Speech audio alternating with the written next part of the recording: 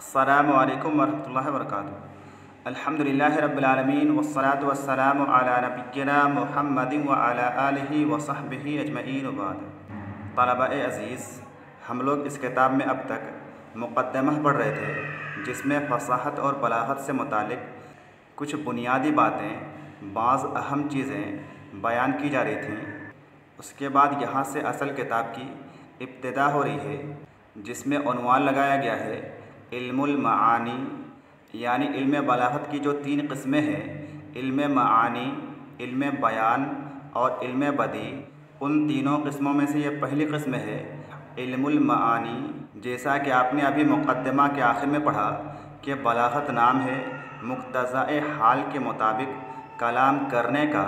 इसी तरह से आपने ये भी पढ़ा कि हाल और मुक्तज़ा की मारिफत इल्म मानी से होती है। चुनांचे यहाँ पर आगे इल्म मानी का बयान शुरू हो रहा है। मानी क्या है? ये माना की जमा है, जिसका माना होता है मतालिब, हक़ाइक़, जज्बात। इसी तरह से इसका एक माना है जिस पर लफ्ज़ की दलालत हो। लेकिन इस्तिलाह में इल्म मानी किसे कहा जाता है वो बयान हो रहा है कि हुवा इल्मुन युअरफ़ु बिही अहवालुल लफ़्ज़िल अरबिय्यि अल्लती बिहा युताबिक़ु मुक्तज़ल हाल। के इस्तिलाह में इल्म मानी हुवा इल्मुन, वो एक ऐसा इल्म है, युअरफ़ु बिही अहवालुल लफ़्ज़िल अरबिय्यि, जिस इल्म के ज़रिए अरबी लफ्ज़ के ऐसे अहवाल जाने जाते हैं, अल्लती बिहा, जिन अहवाल के ज़रिए युताबिक़ु मुक्तज़ल हाल, लफ्ज़ मुक्तज़ा-ए हाल के मुताबिक होता है।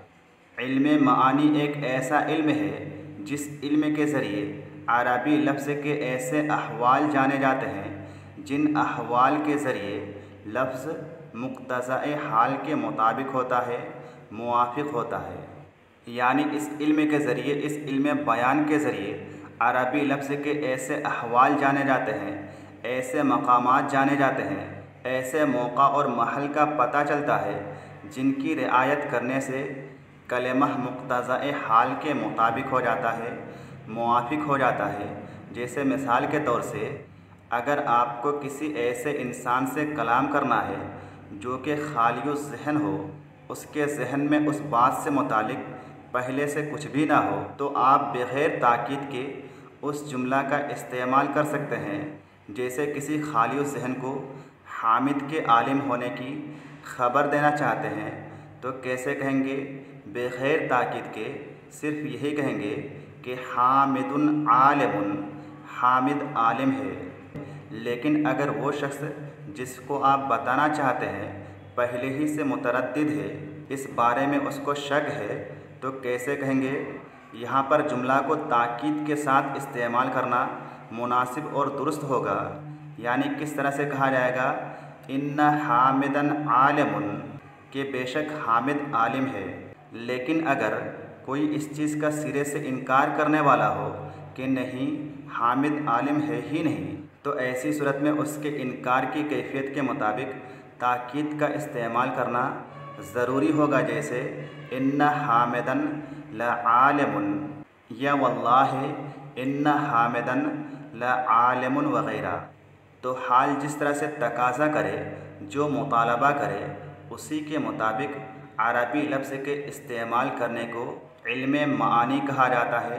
और अहवाल के एतबार से, मकामात के एतबार से कलाम की सूरतें तब्दील होती रहती हैं, बदलती रहती हैं। तो कहा जा रहा है कि फ़तख्तलिफ़ु सुवरुल कलाम लिइख्तिलाफ़िल अहवाल, के कलाम की सूरतें बदलती रहती हैं, लिइख्तिलाफ़िल अहवाल, अहवाल के बदलने से, हालात के बदलने से, मकामात के बदलने से। जैसे हालात होते हैं उसी एतबार से कलाम का इस्तेमाल किया जाता है। अगर कलाम का इस्तेमाल अहवाल के एतबार से ना किया जाए, तो ऐसी सूरत में वो कलाम मुक्तज़ा-ए हाल के मुताबिक नहीं होगा और इल्म मानी के बरअक्स होगा, मुखालिफ होगा। आगे इल्म मानी की एक मिसाल दी जा रही है कि मिसाल व दालिका, इस चीज़ की मिसाल यानी इल्म मानी की मिसाल, क़ौलुहु तआला, अल्लाह रब्बुल आलमीन का ये फरमान है, अल्लाह रब्बुल आलमीन का ये कौल है। कुरान पाक में ये आयत करीमा है, व अन्ना ला नदरी अशर्रुन उरीदा बेमन फिल अर्ज़ि अम अरादा बिहिम रब्बुहुम रशदा। आयत का तर्जुमा क्या है? व अन्ना ला नदरी, और बेशक हम नहीं जानते हैं, अशर्रुन उरीदा, कि क्या शर का इरादा किया गया है, बुराई का इरादा किया गया है, बेमन फिल अर्ज़ि, उनके साथ जो कि ज़मीन में हैं, ज़मीन वालों के साथ, अहले ज़मीन के साथ, अम अरादा बिहिम, या ये कि इरादा किया है उनके साथ, रब्बुहुम, उनके रब ने, उनके परवरदिगार ने, रशदा, हिदायत का, खैर का, भलाई का। और बेशक हम नहीं जानते हैं कि क्या अहले ज़मीन के साथ, ज़मीन वालों के साथ शर का इरादा किया गया है, बुराई का इरादा किया गया है, या उनके साथ उनके रब ने खैर का इरादा किया है, हिदायत का इरादा किया है। इस आयत करीमा में देखिए कि इरादा करने के लिए दो फ़ेल का इस्तेमाल किया गया है। एक तो उरीदा, जो कि फ़ेल मजहूल है, फ़ेल मासी मजहूल का सेगा है।